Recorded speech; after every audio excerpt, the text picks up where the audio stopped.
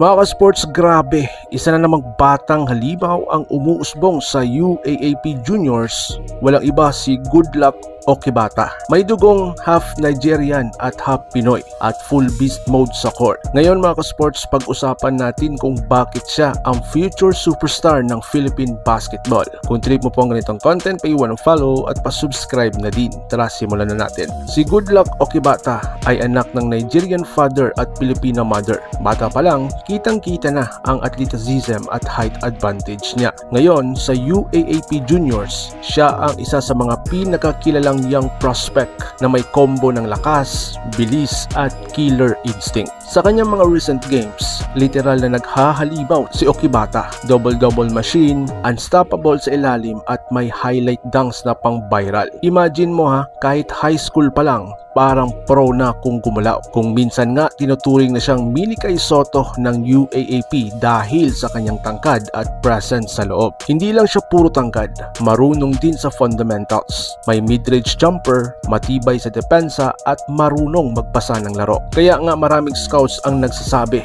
pwede itong sumunod sa yapak ni Soto at Abando. At kung magtuloy-tuloy, baka maging core player siya ng ating national team na Gilas Pilipinas. Napakadaming UAAP coaches ang nakatingin na ngayon kay Okibata bilang susunod na big star. Kung papasok siya sa college sa mga powerhouse teams tulad ng Ateneo, NU o UP, siguradong aangat palalo ang kanyang laro. At kapag nakalaro sa international stage, nako, expect na may mga scouts ang mag-aabang. Kaya mga ka-sports, Goodluck Okibata, isang batang may malasakit, talent at disiplina. Kung tuloy-tuloy ang ganitong performance, baka siya na ang next big name ng Philippine basketball. Ikaw mga ka-sports, tingin mo, ready na ba si Goodluck Okibata para sa Gilas program in the future? I-comment mo po sa ibaba at huwag kalimutang i-like at i-subscribe para sa mas marami pang basketball updates. So paano?